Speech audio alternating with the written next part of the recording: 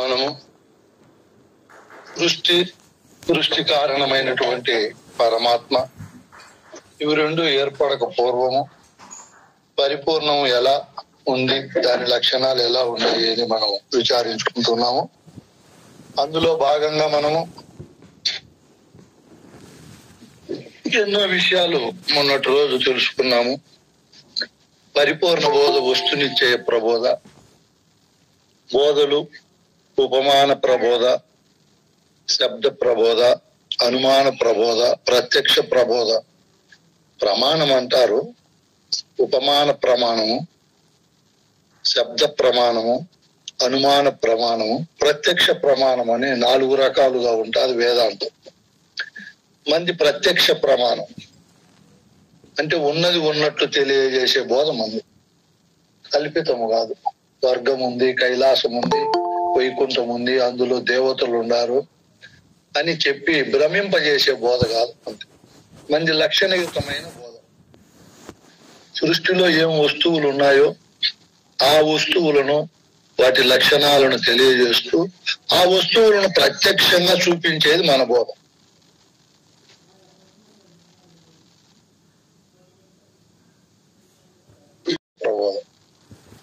ఈ ప్రత్యక్ష ప్రబోధన మనం గురువు దగ్గర విచారిస్తూ తెలుసుకొని అనుమానము లేకుండా నిర్ణయాత్మకమైనటువంటి బుద్ధి కలిగి జీవితంలో భయాందోళనకు గురి కాకుండా, మరియు అభద్రతా భావన, సందేహము, జనన మరణం అనే ఘోర తాపత్రయాగ్నిలో మనం తగులుకోకుండా నిర్మల నిశ్చల స్థితిలో ఉండేటట్లు ఈ ప్రబోధ మనకు మంచి స్థితిని కల్పిస్తుంది.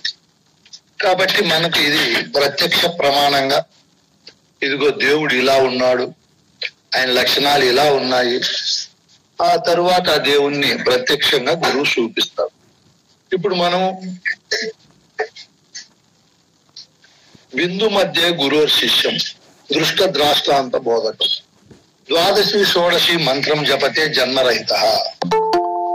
బిందు మధ్య గురోర్ శిష్యం. బిందు మధ్యలో, బిందు అనగా ఎరుక, ఎరుక అనే ఆవరణలో గురుడు శిష్యుడు ఉండి దృష్ట ద్రాష్టాంతాలను, వాటికి అతీతమైన పరిపూర్ణాన్ని విచారిస్తున్నారు. దృష్టాంతము అంటే కనపడేది. నీకు మొదట శరీరం కనపడుతుంది, ఆ తరువాత నీకు భిన్నంగా ఉండే ప్రపంచం మొత్తం కనపడతాది. నీకు కనపడే శరీరము, ప్రపంచము ఈ రెండింటిని సృష్టి అంటారు, ఈ రెండింటిని ప్రకృతి అంటారు, ఈ రెండింటిని దృశ్య పదార్థములు అంటారు. ఇవి కనపడే స్థానంలో మనకుంటాయి. ఇంకా ద్రష్ట అంటే దర్శించేది. దర్శించేది సగుణ రూపములో ఉండే వస్తువులను దర్శిస్తుంది, నిర్గుణ నిరాధార రూపములో ఉండే వస్తువులను కూడా దర్శిస్తుంది, తనను తాను దర్శిస్తుంది. మీరు ఇక్కడ ఒక ముఖ్యమైన విషయం అర్థం చేసుకోవాలి. దృశ్యములు వాటిని అవి దర్శించుకోలేవు, తమకు భిన్నంగా ఉండే ఏ వస్తువును అవి దర్శించి నిర్ణయించలేవు. దర్శించడం అంటే గుర్తించడం. నేను భూమినని, నేను జలము, అగ్నివాయువు, ఆకాశం అని, నేను నక్షత్రం అని, ఇట్లా వాటిని అవి గుర్తించలేవు. వాటికి భిన్నంగా ఉన్నటువంటి నిర్గుణ నిరాకారమైనటువంటి పరమాత్మను గుర్తించలేవు. పరమాత్మకు సర్వలక్షణ విలక్షణంగా సంపూర్ణ భిన్నంగా ఉండే శుద్ధ నిర్గుణమైన పరిపూర్ణాన్ని గుర్తించలేవు. చూడు, నీకు కనపడే స్థానములో ఉండే వస్తువులు వాటినవి గుర్తించలేవు, వాటికి భిన్నంగా ఉండే వాటిని గుర్తించలేవు. మరియు కనపడే స్థానములో లేకుండా కనపడే వాటిని కనుగొనే స్థానంలో ఉండే ద్రష్ట అయిన పరమాత్మ తనను గుర్తిస్తుంది. తనకు భిన్నంగా దృశ్య స్థానములో, తనకు తెలియబడే స్థానములో ఉండే శరీర ప్రపంచాల సర్వస్వాన్ని గుర్తిస్తుంది. తనకు సంపూర్ణ విలక్షణంగా ఉండే పరిపూర్ణాన్ని గుర్తిస్తారు. ఈ పరిపూర్ణ బోధ దృశ్యములను విచారిస్తుంది, ద్రష్టను విచారిస్తుంది, దృశ్యములకు ద్రష్టకు అతీతమైన పరిపూర్ణాన్ని విచారిస్తుంది. ఇప్పుడు మనకు పరమాత్మ స్థానంలో మనం ఉండాము. మనకు సర్వలక్షణ విలక్షణమైన పరిపూర్ణాన్ని ఇప్పుడు మనం విచారిస్తున్నాం. ఇది సృష్టికి పూర్వం ఉంది, సృష్టి ఉన్నప్పుడు ఉంది, సృష్టి పోయినప్పుడు ఉంటుంది. అందుకే పెద్దలు చెప్పారు, ఏం చెప్పారు? బయలనిన నిత్య వస్తువు, దానికి బయలు అని పేరు పెట్టారు. నిజదేవుడు అంతటా ములుగురుస సందు లేకుండా ఉన్నాడు. ఆ దేవుడు నిత్యమైన స్థితిలో ఉంటాడు. ఒక రోజు ఉండి ఒక రోజు ఉండకుండా, ఒక రోజు ఏర్పడి ఒక రోజు నశించిపోయేవాడు కాదాయన. నిత్యము. ఇప్పుడు మనము ఆ పరిపూర్ణమును నిత్య వస్తువు అంటున్నాము. ద్వాపర యుగంలో సాందీపుడు కృష్ణుడు అన్నారు అదే మాటలు. ఆ తరువాత త్రేతాయుగములో పెద్దలు అన్నారు. అంతకు ముందు ఉన్నటువంటి కృతయుగములో ఉండే పెద్దలు అన్నారు. దక్షిణామూర్తి ఆ మాటే అన్నారు. అంటే అది ఎప్పటికీ నిత్య వస్తువే. బదులని నన్ను ఉపాధి కానపడనిది ఎప్పుడు అది నిత్య వస్తువు, ప్లస్ దానికి ఉపాధి లేదు. చూడండి, ఇప్పుడు నేననే పరమాత్మ ఇది నిరావరణ వస్తువు కాదు. పరమాత్మకు ఉపాధి ఉంది. చేపలకు నీరు ఉపాధిగా ఉంటేనే ఉండగలుగుతాయి, లేకపోతే ఉండలేవు. పక్షులకు చెట్లు ఉపాధిగా ఉంటాయి, పుట్టలు పాములకు ఉపాధిగా ఉంటాయి, కలుగలు ఎలుకలకు ఉపాధిగా ఉంటాయి. ఉపాధి లేవు అనుకో, ఉండలేరు అక్కడ. బయలుకు మాత్రము ఉపాధి ఉండదు, అన్నిటికీ అదే ఉపాధి, తనకు మాత్రం ఉపాధి లేదు. ఎందుకు ఉపాధి లేదు దానికి? అది చిన్న వస్తువు, దానికంటే పెద్ద వస్తువు ఇంకొకటి ఉంటే దానికి ఉపాధి ఉంటుంది. అది అన్నిటికంటే పెద్ద వస్తువు కాబట్టి దానికి ఉపాధి. బయలే లేకపోతే దృశ్య స్థానములో ఉండే వస్తువులు ద్రష్ట అయిన పరమాత్మ ఉండలేవు. ఖచ్చితంగా ఆకాశాదిక భూత నీకాత్మక మగుచు ఎరుక జగము అయ్యను. దీనికి రాకడ పోకట ప్రాకటముగా ఏది? బట్టబయలు. కాదని అంటే ఒట్టి పలుకు అంటాడు భాగవత కృష్ణ ప్రభు. బయలు అన్నిటికీ ఉపాధి, తనకు మాత్రం ఉపాధి లేదు. బయలనిన పలుకు లేనిది. దానికి పలుకు ఉండాలంటే శరీరం ఉండాలి, శరీరములో పరమాత్మ ఉండాలి. అప్పుడు పలుకు పరా పశ్యంతి మధ్యమ వైఖరి రూపములో బయటకు వస్తుంది. పలుకు రావాలంటే ఊరికైనా రాదు.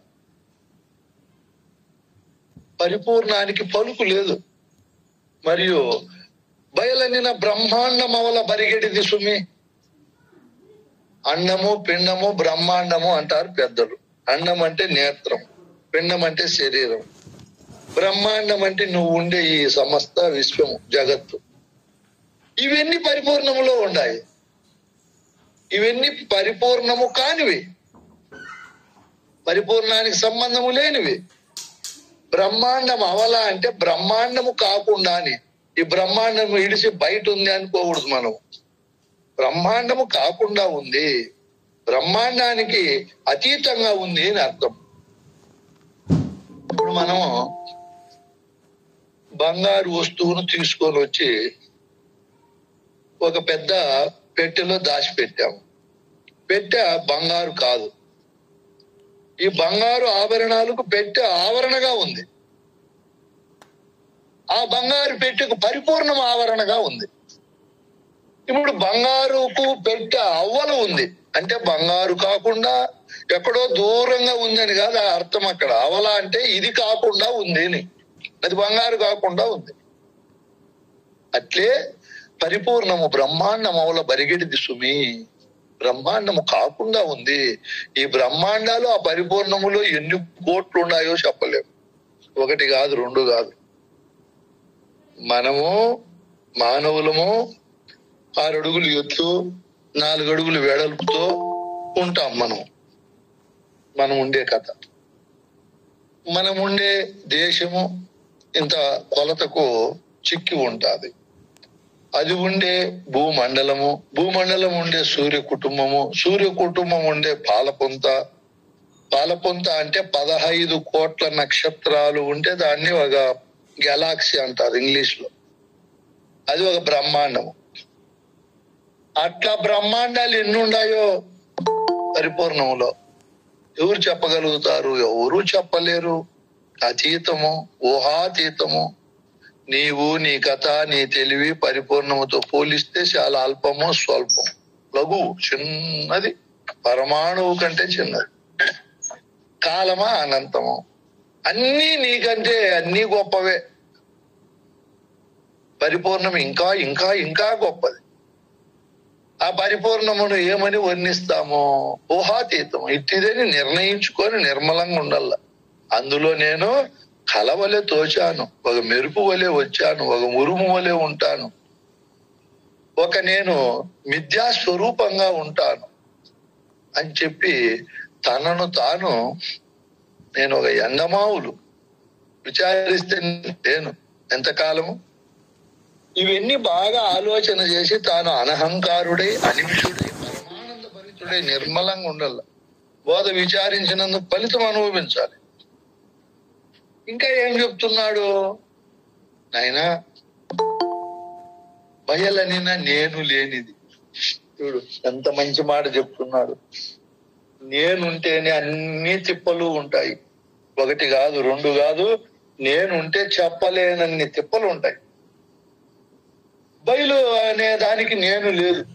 నేననే అహంకారం ఉంటేనే అది ఒక ఉసిళ్ళ పుట్ట వంటిది. ఊహలు, ఆలోచనలు, చింతలు, నానా రకాల సంకల్పాలు, నానా రకాల భయభ్రాంతులు, నానా రకాల ఆలోచనలు, నానా రకాల ఆశలు. ఎన్నని చెబుతాము దానికి? నేను ఒకటా రెండా? చెప్పేకి లేదు. అన్ని ఉండాయి ఈ నేనులో. మామూలుగా కాకరకాయ పగల కొడితే చేదే ఉంటది, నిమ్మకాయ పగల కొడితే పులిపే ఉంటది, మాగిన మామిడి పండు పగల కొడితే చీపే ఉంటది. మరి దీనిలో ఏముండాయి? ఈ నేనులో ఏముండాయి నాయనా?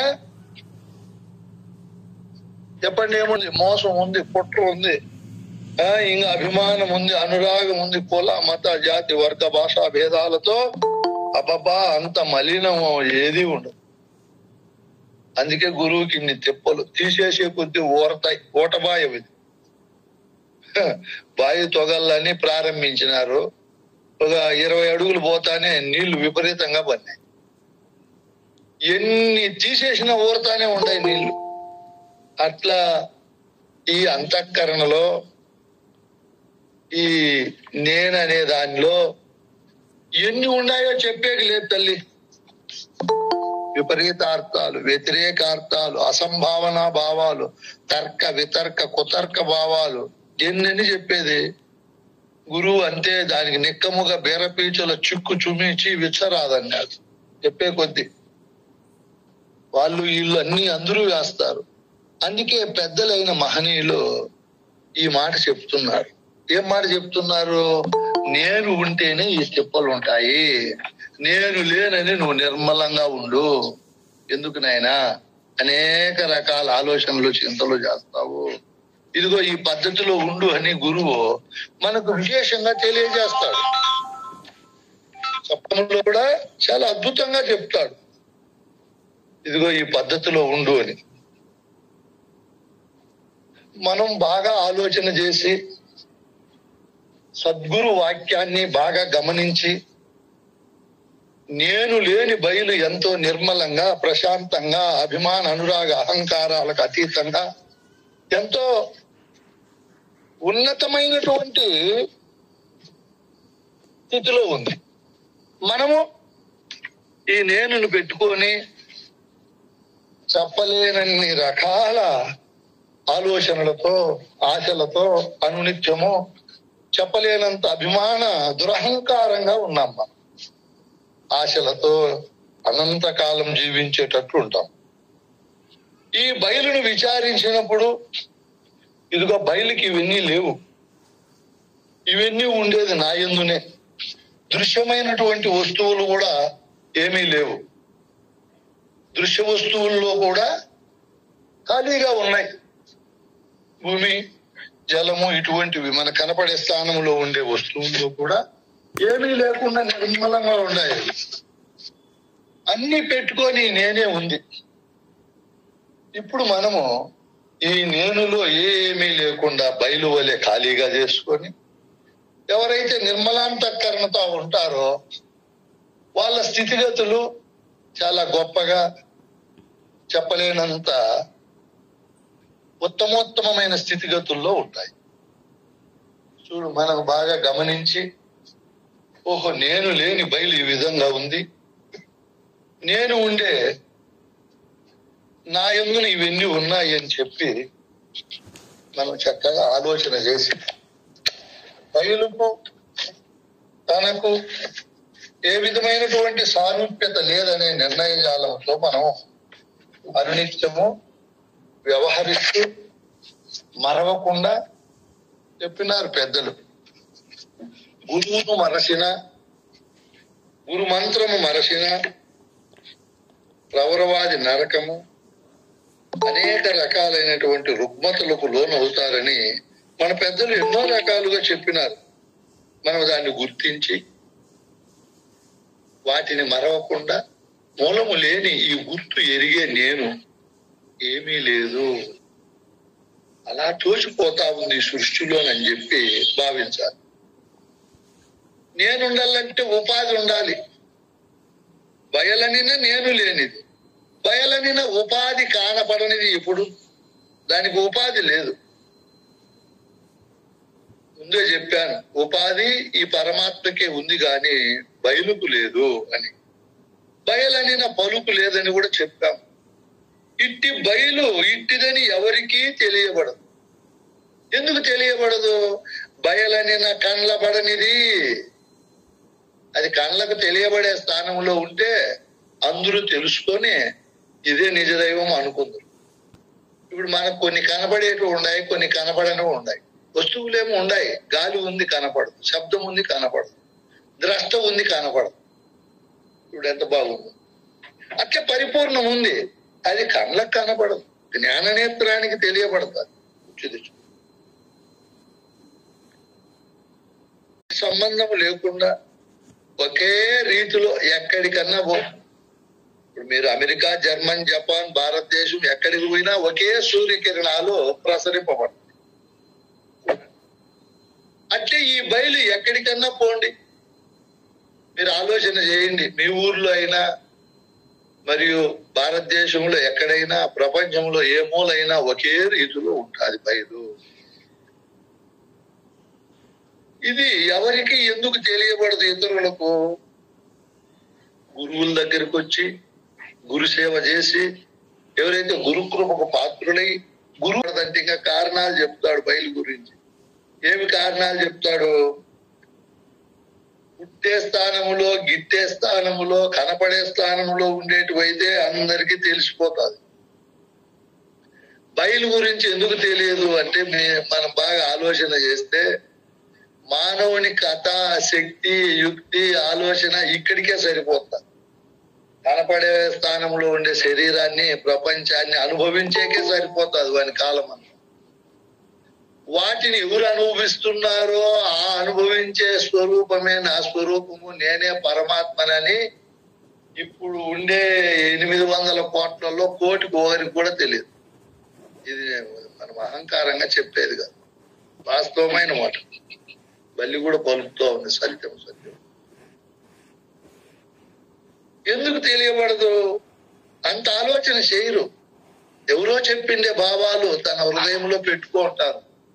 తెలిసి చెప్పిండేటివి, తెలియక చెప్పిండేటివి అన్ని తన హృదయంలో పెట్టుకొని నమ్ముకొని ఉంటారు. చూడు, ఇప్పుడు మనము గురు సన్నిధానములో బోధ విచారిస్తున్నాం, బోధ శ్రవణము చేస్తున్నాం. ఎంతో తపస్సు చేస్తూ ఉంటేనే మనకు తెలియబడతా ఉంది ఇది పరిపూర్ణము, ఇది నిజ దైవము, ఇది ఉంటేనే అన్ని ఉన్నాయి అని మనకు తెలియబడతా ఉంది. అది ఎవరికి ఎందుకు తెలియబడదు? పరమాత్మ స్థానానికి వచ్చి నన్ను నేను పరమాత్మగా భావించాను, అయితే నేను పరమాత్మ అనే విషయం నాకు తెలిసినట్టు సృష్టిలో అందరికీ తెలియలేదు కదా నాకుండే సంతోషం ఇంకొకరికి లేదు, ఒకరికి ఉండే దుఃఖం ఇంకొకరికి లేదు. ఒకరికి పుట్టినట్లు, ఒకరు గిట్టినట్లు, ఒకరు ఏడ్చినట్లు, ఒకరు నవ్వునట్లు, ఒకరు సుఖపడినట్లు, బాధపడినట్లు, ఇన్ని రకాలుగా ఈ పరమాత్మ ఒక్కొక్క ఆవరణంలో ఒక్కొక్క విధమైనటువంటి భావజాలముతో ఉంది కదా. అసలు ఈ పరమాత్మ ఈ దేహాన్ని ఎందుకు ఆవరణగా చేసుకొని రావాలి, తిరిగి వదిలిపెట్టి ఎందుకు పోవాలి, ఏదో ఇంకా తెలియదు. పరమాత్మకే సందేహం వచ్చింది.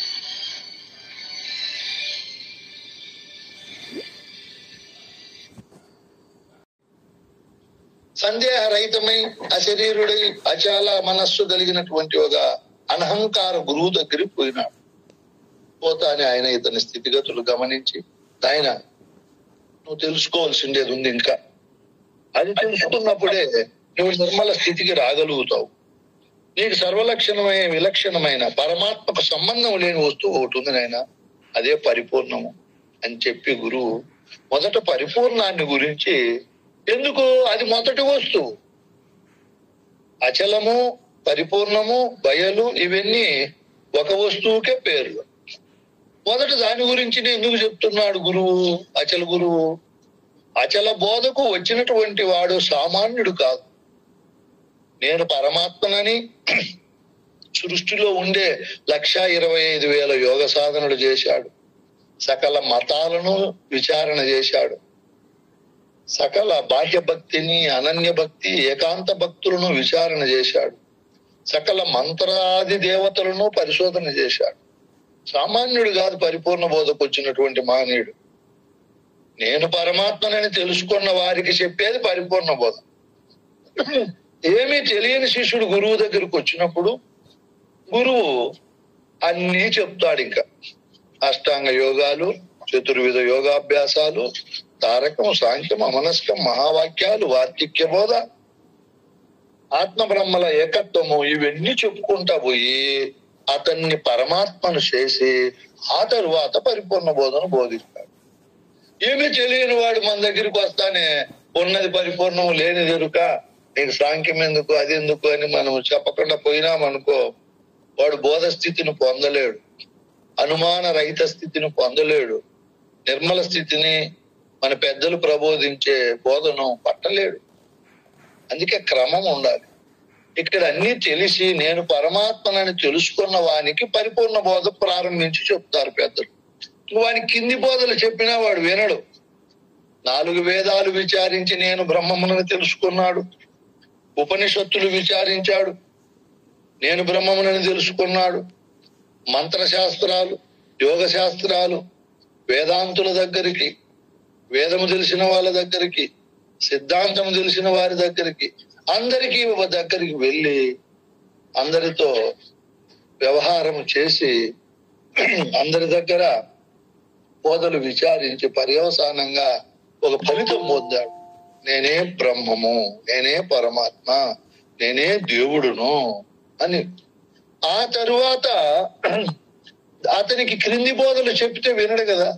ఇంకా ఇదిగోనైనా నువ్వు యోగము చేయి, ధ్యానము చేయి, తపస్సు చేయి, ఇదిగో ఈ సాధన చేయి అంటే పరమాత్మ స్థానానికి వచ్చిన వారు ఎందుకు చేస్తారు? ఇంకా సాధనలు చేయరు వాళ్ళు, మళ్ళీ భజన చేయరు, తపస్సు చేయరు. వాళ్ళు ఇంకే ఏ విధమైనటువంటి క్రింది స్థాయిలో ఉండరు. నేను పరమాత్మనని తెలుసుకున్నవాడు పరమానందంగా ఉంటాడు. కోపపడ్డు, ఈర్ష్యపడ్డు, ఆవేశపడ్డు, నీచమైన పనులు ఏవీ చేయడు. అజ్ఞాని మానవ గుణాలతో, రాక్షస గుణాలతో, దుర్మార్గ గుణాలతో ఉంటే చేస్తాడు. వాడు పశుతుల్యమైనటువంటి భావజాలాన్ని అన్ని పోగొట్టి పశుపతి అయినాడు మహనీయుడు. ఎందుకు చేస్తాడు? ఇటువంటి మహనీయునికి చెప్పేది పరిపూర్ణ బోధ. ఎలా చెప్తున్నాడు గురువు? బిడ్డ కూర్చొనైనా ఇదిగో పరిపూర్ణము ఈ విధంగా ఉంది. పుట్టుట గిట్టుట లేకను, పుట్టే గిట్టేటి ఎరుక పోడి మెరుగకం, చట్టు వలె కదలకుండును బట్ట బయల్, ఇట్టిదిరిగి భావింపదగును, ఎరుక లేక సేవింపదగును. పొట్టి ఆ చెల్ల చేత పట్టుబడకను ఈ గుట్టు దేశికు నోట గట్టి గదెలాసుగా భావింపదగును. ఎరుక లేక సేవింపదగును. ఇది పరిపూర్ణమును లేదా అచలమును బయలును గురించి దాని లక్షణాలను గురించి చెప్పే మాట.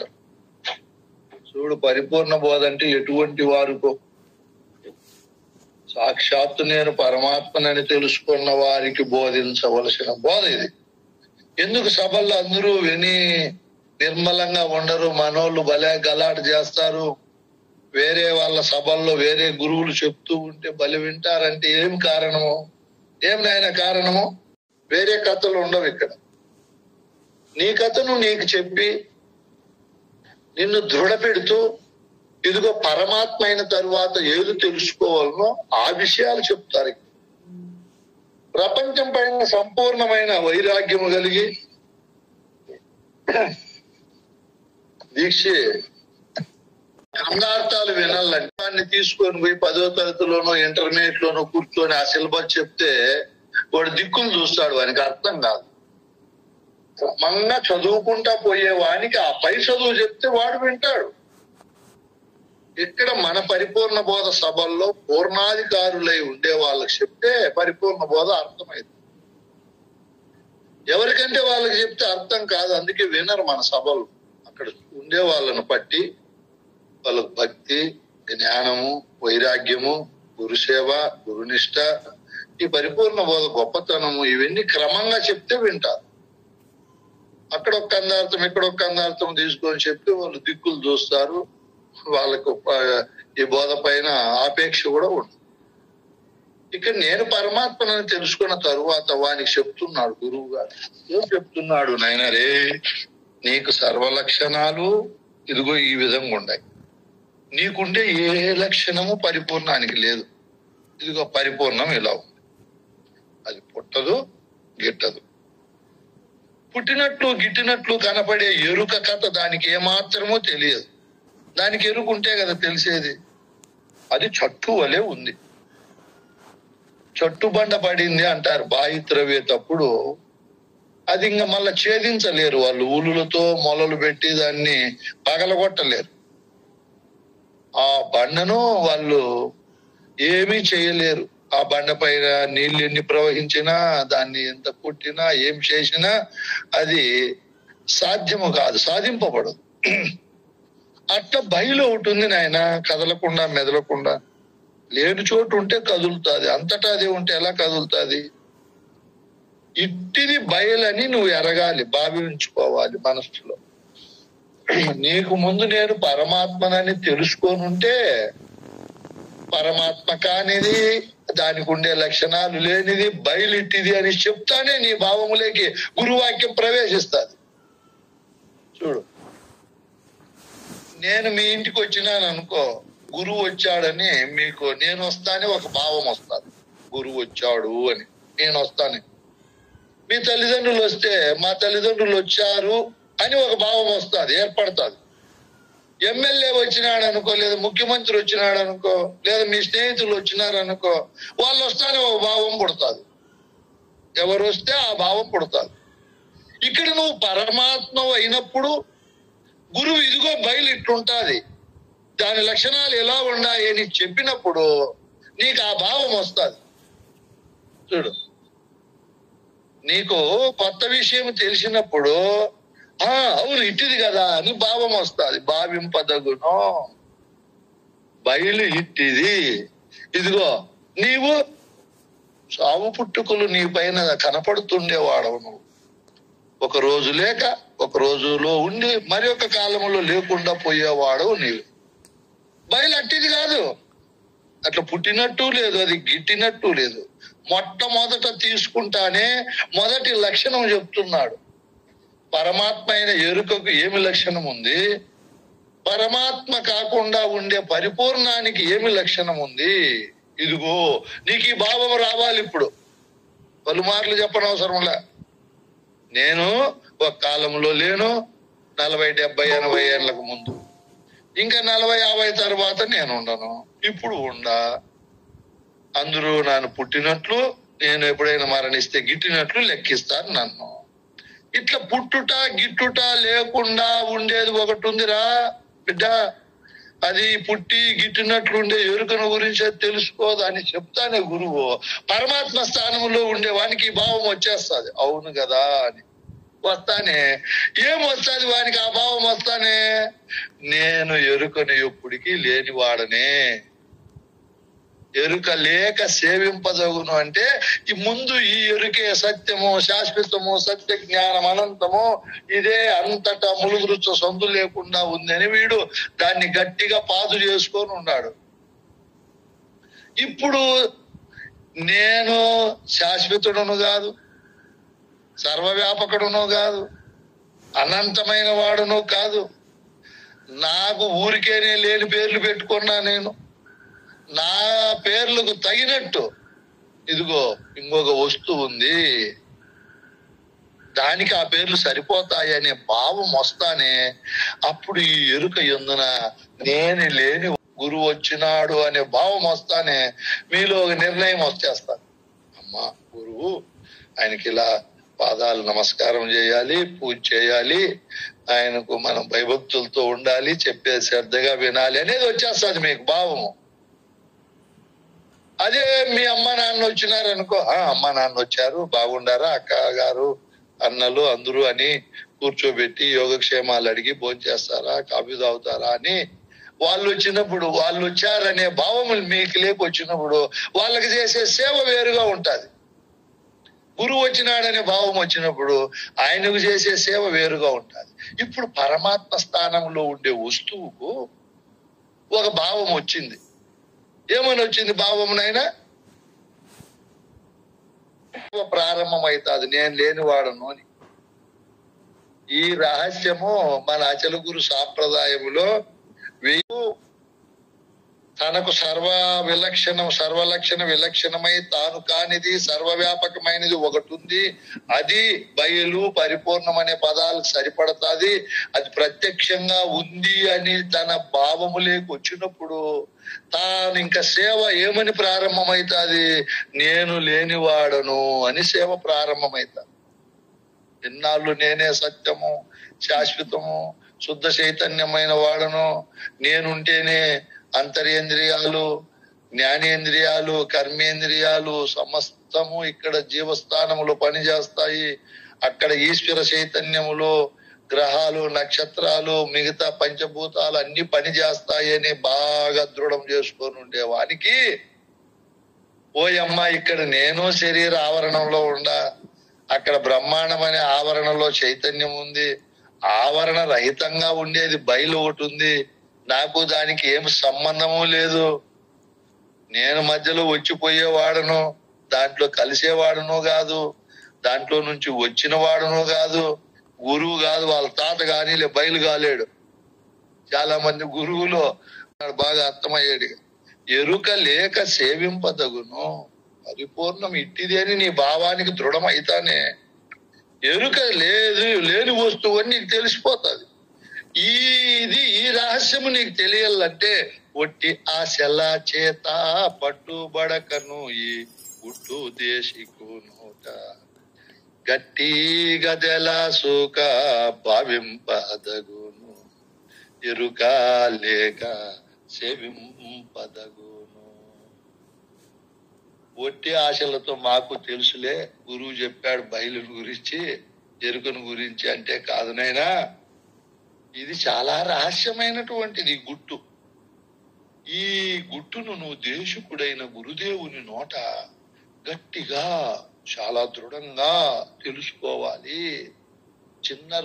మేము చిన్ననాటి రోజుల్లో పందిళ్ళు పెట్టేవాళ్ళం. వేసవకాలం వస్తే ముంత తీసి అందులో ఒక కోసమో ఒక చెట్టు కొమ్మో దూలమో నాటి బాగా రాళ్ళు కూరి మన్ను కూరి ఇత్త చేత్తో కదిలిచ్చి ఊగిందనుకో మళ్ళా కూరే వాళ్ళం. నీళ్లు పోసి చిన్న చిన్న రాళ్ళు దుమ్ము ధూళేసి బాగా అది కదలనంత వరకు గట్టిగా నిలబడే వరకు ఇప్పుడు గురువు దగ్గర కూడా నీవు నేననే ఎరుక కదలనంత వరకు, ఈ బోధ బాగా దృఢమయ్యే వరకు ఈ రహస్యము గట్టిగా తెలుసుకోవాలా.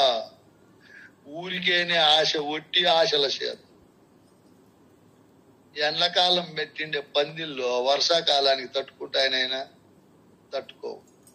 ఏదో వాళ్ళ మాట వీళ్ళ మాట వచ్చి విని గురువు దగ్గర ఆ మాటలు ఈ మాటలు నేర్చుకుంటే కాదునైనా, దీని అంతు చూడాలంటే, దీని రహస్యం బాగా ఎరగాలంటే నువ్వు గట్టిగా గురుసేవ చేయాలి.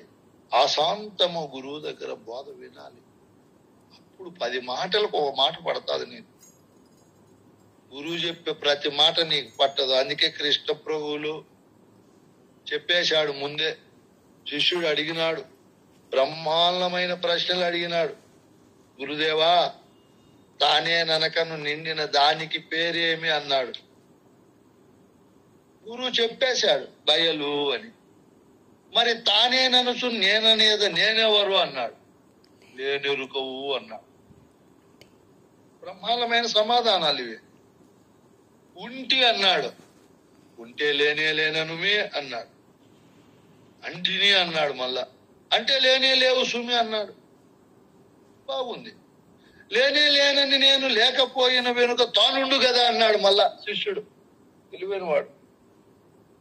ఏమన్నా గురువు నువ్వు లేకపోయి మళ్ళా బయలైతావో పరిపూర్ణమైతావో ఏమన్నా అవుతావేమో అని చెప్తాడేమో అని, ఏమో అని చెప్పి సందేహం వచ్చి అడిగినాడు. నేను లేకపోయిన వెనుక తానుండు కదా అన్నాడు. బిడ్డ, ఎరిగేవాడే లేనప్పుడు ఉంటే దాన్ని మళ్ళీ నువ్వు ఎట్లా ఎరుగుతావు? లేచిపోయినాడు ఎరిగి. మళ్ళా బయలుందంటే అసలు ఆ ఎరిగే స్థానంలో లేనివాడు మళ్ళీ ఏమి ఎరుగుతాడు? ఉంటే ఎరుగుతాడు. నువ్వు లేనే లేవు పో అన్నాడు. అయిపోయింది పరిపూర్ణంగా. అయితే ఎంత మేధావైనా ఈ ఈ సమాధానాలతో తృప్తి పడడం పల్లేడు కూడా. అనంత విచారం ఉండాలి. మళ్ళీ అడిగినాడు శిష్యుడు. ఇంతటితో అర్థం కాక, మీరు ఆజ్ఞ ఇచ్చి ఉంటుంది నేర్పుతో బయలు ఎరుక ఎరిగించి పయిన్ పేరణతో ఎరుకనని, పయిన్ పేరణతో ఎరుకనని. పయిన్ ఆ తరువాత విధేయత, గురు పైన భక్తి, విశ్వాసము, సత్యవాక్య పరిపాలన అన్ని ఉండాలి నాయన. లేకపోతే గురువు రహస్యం చెప్పడం. గురువు మహాయుక్తాయుక్తాలతో ఉంటుంది గురువు దగ్గర బోధ. అంత పూర్ణాధికారి అయి వినయ విధేయతలతో అనహంకారముతో ఈడు చెప్తున్నాడు. ఆ మాట కూడా ఈడు మేధావి శిష్యుడు. గురుదేవా, మీరాజ్ఞ ఇచ్చియుంటిరి నేరుపుతో బయలు ఎరుక ఎరిగించి పయిన్ పేరణతో ఎరుకనని. ఇట్లా రీతిని ఎరుక పరచుమయ్యా మృక్కేను అనుమానము జయాకీయడాను. నా ఎట్లా వాళ్ళని ఎంతో మందిని చూసింటారు. మీరు మాటిచ్చింటారు, మీ దగ్గర బోధ వినింటారు, మళ్ళా చెప్పపెట్టకని వెళ్ళిపోయింటారు, తిరగబడి మాట్లాడింటారు, మోసగిచ్చింటారు. ఎంతో మందిని చూసింటారయ్యా గురుదేవా. వాళ్ళందరిలో నన్ను పెట్టుకోవద్దు. నా పైన వీడేమో ఎట్లు అని అనుమానం పెట్టుకోవద్దయ్యా చెప్తున్నాడు గురువుతో ప్రామాణికంగా, ప్రమాణపూర్వకంగా. సారేకు మీ పాద జలజాయుగ్మమున వృక్షారసమున నిల్పి సల్పూచు పూజాను అయ్యా వృక్కేను అనుమానము చెయ్యాకీయడను. ఏం మాట చూడండి. గురు శిష్యులు ఇద్దరూ మేధావులై అంత అఖండ గురుభక్తి కలిగి గురువాక్యాన్ని అర్థం చేసుకునే శిష్యుడు గురువుకు తొలగినప్పుడు గురువు హృదయ కవాటము తెరుచుకుంటాది. పరిపూర్ణ బోధ పగులుతూ వస్తాది నాయన. శిష్యుని హృదయాన్ని రంజింపజేస్తాది, ఆశ్చర్యపరుస్తాది, అద్భుతపరుస్తాది. విద్య అంటే ఎట్లుంటుందా, ఎంత తూకంగా లోతుగా ఎంత విలువగా ఉంటుందా అని శిష్యుడు మైమరిచిపోతాడు. చంద్రప్ప స్వామి భగవద్గీత వింటాడు రోజు. వింటానే ఉల్లాసపడిపోతాడు. మీ హృదయము నుంచి వచ్చే పాదములనే అమృత జలాన్ని నా హృదయ కమలములో ఎప్పుడూ పెట్టుకుంటానయ్యా, దాన్నే పూజిస్తానయ్యా. దాంతో లయం అయిపోయి నేను లేకుండా పోవడం పూజ అంటే. పూజ అంటే ఆకులు వక్కలు పండ్లు టెంకాయ తీసుకొని పోయి ఆ దేవుని ముందర పెట్టి నేను పూజ చేసినానంటే ఏం ఫలితం ఉండదు. పూజ అంటే ఏమి? తనను తాను సమర్పించుకోవడం. అది నువ్వు ఏదైతే దర్శిస్తావో అందులో ఉండిపోవడం, మళ్ళీ వెనుకకు రాకుండా. అది పూజ. ఆ పూజ చేయాలంటే ఎవరికి సాధ్యమవుతుంది? ఈ శిష్యుడు చెప్తున్నాడు, ఆ పూజ నేను చేస్తాను, ఆ పైన అనుమానం పెట్టద్దు గురుదేవా చెప్పు అంటే అప్పుడు ఈయన చెప్తున్నాడు మహానుభావుడు, ఇదిగో ఓరే శిష్య, ఏమని చెప్తున్నాడు? పరిపూర్ణం ఇలా ఉంది. అది నేను చెప్తూ ఉంటే నీకు ఇంతేలే బయలునేటిగా అవుతూ ఉంటాది. అయితే దాన్ని ఏ పద్ధతిలో నువ్వు అర్థం చేసుకోవాలి, ఎలా ఉండాలో ఈ క్రింద చెప్తాడు ఆయన. చాలా అద్భుతంగా చెప్తున్నాడు. ఎరుకైన రీతి నుండు బయలు ఎట్లుంటాది తెలిసినట్లే ఉంటాది. గురువు చెప్తా ఉంటే ఇదేలే బయలు, ఇదేలే ఇట్లేలే అని. కానీ ఎరుగన సఖ్యం బటన్సు ఎన్నిన ఎరుకం ఎరుగుదునని నన్ను ఎరుకకే ఎరుగుట దుర్లభమో సుమ్మి ఈ ఉత్త భయాలు ఎరుగనే ఎరుకాని భయాలు. కందార్థాలు ఇవి ఎంత తెలివి ఖర్చు పెట్టాలనో అంత తెలివి ఖర్చు పెట్టినా కూడా సమాధానాలు దొరకవు. చూడు ఏం మాటలు ఇవి. ఎరుగన్ అసఖ్యం బటన్సు ఎన్నిన ఎరుకన్ ఎరుగుదునని నను ఎరుకకే ఎరుగుట దుర్లభము సుమ్మి. పెద్దలందరూ ఎవరికయా ఇది సాధ్యము? బ్రహ్మ విద్య అంటే తమాషా, అది మహా కష్టము. ఈ పరిపూర్ణ బోధలో మర్మధర్మాలు మనకు సాధ్యమవుతాయా? శుకుడు, జనకుడు, సాందీపుడు, యాజ్ఞవల్కి, కృష్ణుడు, మరి శివరామ దీక్షితులు, ఇట్లా మహానుభావులకే సాధ్యమైంది. అట్లా సాధ్యమయ్యిండేది మనకైతుందా? మన ఎరుక ఎరుగుతుందా అని చెప్పి ఒకసారి మహా కష్టంగా చెప్తాది, ఒకసారి మహా సులభంగాను చెప్తాది. తెలిసిపోయింది అంటది. ఎవరు చెప్పేది ఈ మాటలో?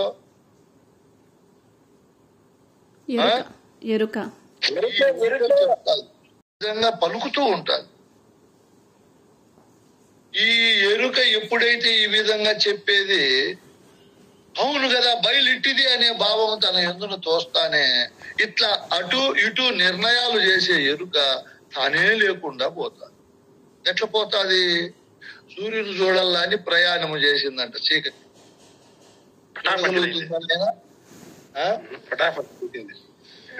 సూర్యుని చూడాలని ప్రయాణం చేస్తే ఇది పోయే కొద్దీ ఇదే నాశనం అవుతుంది. దగ్గరికి పోయే కొద్దీ ఇదే నాశనం అవుతుంది. సూర్యకిరణాలు ఉండే చోట చీకటి ఉండే అవకాశం ఉండదు. శనేశ్వరుడు లక్ష్మీదేవిని చూడాలని పోయినాడు. వీడు ఉంటాడా? దరిద్ర దేవత ఉండదు. అంటే అది ఉంటే ఇది ఉంటే అది, ఒకదానికి ఒకటి పొత్తుండదు. అట్లే ఈ ఎరుక ఎందుకు ఎరగలేదు పరిపూర్ణ బయలును? అసామాన్యం అది. అంటే అది పరిపూర్ణం అనేది వృక్షములాగా పెరగదు. పెరుగుతుందా? పెరగదు. ఎందుకు పెరగదు నాయన? అది లేని స్థలమే లేదు. లేని స్థలం ఉంటే పెరిగిపో పాపం.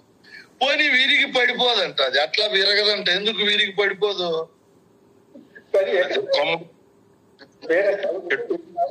మాటలు చెప్పినాడు చూడ మహానుభావుడా, ఎంత గొప్ప మేధావులో గురువులు. అది విరిగి పడిపోదు. కట్టెలైతే ఇరిగిపోతాయి, మనిషి అయినా ఇరిగిపోతాడు, పొంగిపోయి లాస్ట్కో ఇరిగిపోతాడు. ఏదైనా ఇరిగిపోతాది. బయలు ఇరిగిపోదు.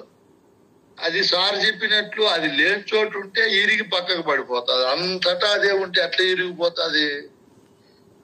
మనము కొన్ని బండి చక్రాలు ఇసుర్రాళ్ళు తిరుగుతాయి, బయలు తిరగదంటది. ఎందుకు తిరగదంటే తిరిగేకి ముందుకు పోతా ఉంటే అదే ఉంటది. బయలు కుక్కలాగా మొరుగదు. మనుషులు జంతువులు మొరుగుతాయి, మాట్లాడతాయి. బయలు అట్లా మొరుగదు. పుట్టుకే లేదు కదా స్వామి. ఎరుకే లేదనల్లా, పుట్టుకే లేదనకూడదు. ఎరుకే లేదు. ఎరుక లేదు కాబట్టి అది మొరుగదు, మాట్లాడు. కాదు స్వామి, ఎరుక లేదన్నప్పుడు చాలా కాలము వినగా వినగా వినగా 10 మాటలకు 100 మాటలకు ఒక్కసారి మీ హృదయం పట్టుకుంటాది. ఆయన అడిగిన ప్రశ్న బ్రహ్మాండమైన ప్రశ్న. ఏమని ప్రశ్న అడిగాడు? ఎరుకుంటేనే మేమంతా మీరు చెప్పేది తెలుసుకుంటున్నాము, వింటున్నాము. ఎరుక లేనప్పుడు శవం ఉండాలి. శవానికి మీ చెప్తే ఏమర్థం చేసుకుంటాది? మరుపులో ఎరుకు ఉండదు, మూర్ఛలో ఎరుకు ఉండదు, నిద్రపోయినప్పుడు ఎరుకు ఉండదు. నువ్వు చెప్తే బోధ ఎట్ట తెలుసుకుంటాది? ఎరుకు ఉంటేనే కదా తెలుసుకుంటేది అని ఆయన అడుగుతాడేది. మీరు ఎరుక లేక సేవింపదగును అంటున్నారే, ఎట్లా అని